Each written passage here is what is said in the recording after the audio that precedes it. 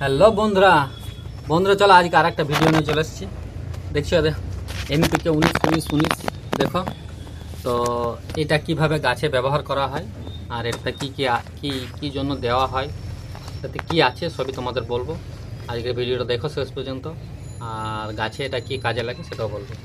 তো চলো বন্ধুরা শুরু করেছি আজকের ভিডিওটা। আর এই ভিডিওটা যদি ভালো লাগে তাহলে অবশ্যই চ্যানেলটা সাবস্ক্রাইব করো, ফেসবুক থেকে যদি দেখছো তাহলে ফলো করো, আর লাইকটা অবশ্যই দিয়ে দেবে, কোনো কিছু জানার থাকলে কমেন্ট করবে। তো চলো বন্ধুরা শুরু করে যাক আজকের ভিডিও। তো বন্ধুরা দেখছো এটা আমার কাছে আছে যে এনপিকের 1 কিলো প্যাকেটের আছে, দেখছো এন নাইট্রোজেন, পি ফসফরাস, কে পটাশিয়াম, বুঝতেই পারছো। তো এগুলো গাছের খুব দরকারি জিনিস। তো চলো প্রথমে এই জিনিসটা কীরকমভাবে কত পরিমাণে বানানো যায় সেটাই তোমাদের দেখাই। তারপর গাছে যখন আমি দেবো তখন এগুলো দেওয়ার কি কি কাজ হয় গাছে সেগুলো বলবো। তো চলো প্রথমে এটা আমি প্যাকেটটা প্রথমে কেটে এর যে ভেতরে যে জিনিসটা আছে সেটা বের করে নিই। তো চলো বন্ধুরা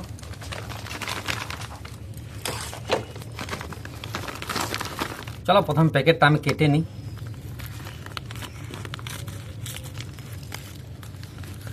দেখছো দেখো ভেতরটা দেখো কত সুন্দর গোলাপি কালারের, দেখছো পিঙ্ক, একদম পিঙ্ক। তো চলো এই যে আমার কাছে যে ডিব্বাটা আছে এটাতে এটা ভরে নিই, কারণ এটা খোলা রাখা যাবে না, এটা এর ভেতরে ভালোভাবে ভরে রাখতে হবে। তো চলো প্রথমে এটা ভরে নিই, তারপর তোমাদের বানিয়ে আমি দেখাবো। বন্ধুরা আমি খুব সহজভাবে তোমাদের বলবো সব জিনিসটা, তোমরা যাতে তোমাদের বুঝতে সুবিধা হয়। তো খুব সহজভাবেই সব জিনিসটা বলবো, তোমরা বুঝতে পারবে তাহলে।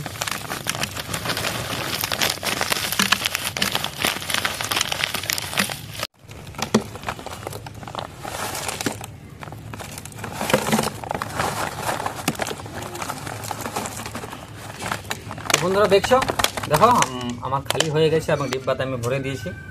তো বন্ধুরা এটা তোমাদের প্রথমে বলি, এটা কিন্তু কোনো জৈব সার নয়, এটা একটা রাসায়নিক ফার্টিলাইজার। তো বন্ধুরা এটা গাছে মানে মাসে একবার ব্যবহার করতে হবে। রাসায়নিক সার বুঝতেই পারছো বেশি ব্যবহার করা গাছের পক্ষে উচিত নয়। তো চলো প্রথমে দেখিয়ে দিই এটা কতটা নেওয়া যায়। এটা 1 লিটারে তুমি 5 গ্রাম থেকে 10 গ্রাম পর্যন্ত নিতে পারো। তো দেখছো বন্ধুরা এটা মোটামুটি 5 গ্রামের মতো হয়ে যাবে, দেখো। তো চলো এটা বন্ধুরা জলে যে দেবো আমি, দেখো কত আসানির সঙ্গে দেখো মিশে যায়, একদম 1 সেকেন্ডের মধ্যে 5 সেকেন্ডের মধ্যে মিশে যাবে, খুব জলদি এটা জলে ঘুলে যায়, তোমরা দেখতে পাবে। দেখো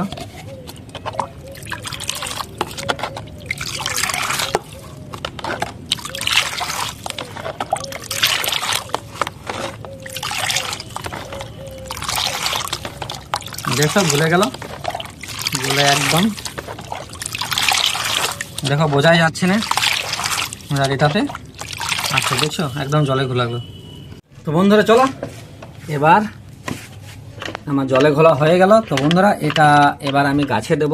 তো বন্ধুরা এটা গাছের উপরে পাতার উপরে স্প্রে করতে হয়, যদি তোমরা স্প্রে করো তাহলে কাজ খুব ভালো হবে, রেজাল্ট খুব জলদি পাওয়া যাবে আর রেজাল্ট খুব ভালো পাওয়া যায়। এটা মাটিতেও দেওয়া যায়, কিন্তু মাটিতে দেওয়ার থেকে যদি গাছের পাতাতে যদি দেওয়া যায় স্প্রে করা হয় তাহলে এর কাজটা কিন্তু খুব ভালো হয় আর রেজাল্টটা খুব ভালো পাওয়া যায়। তো চলো প্রথমে আমার যে বোতলটা আছে এটাতে ভরে নিই।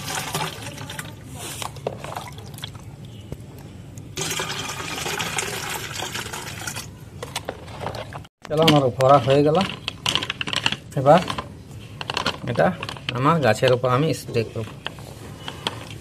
চলো প্রথম পাম্পটা করে নিই, দেখছো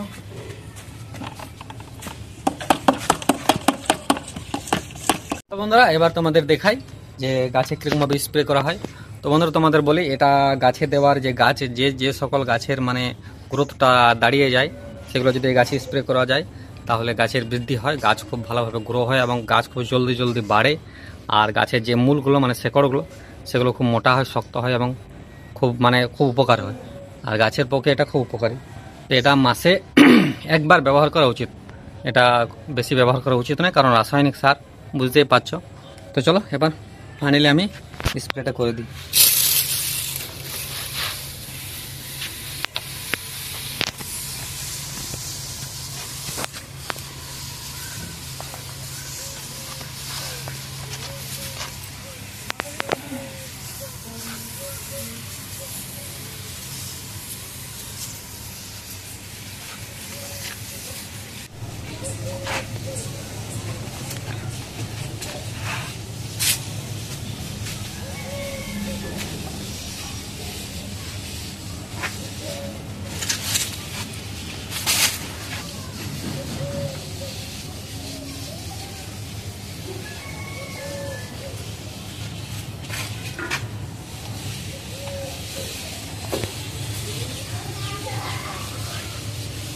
তোমরা দেখলে এনপিকে কীরকমভাবে ব্যবহার করা হয়।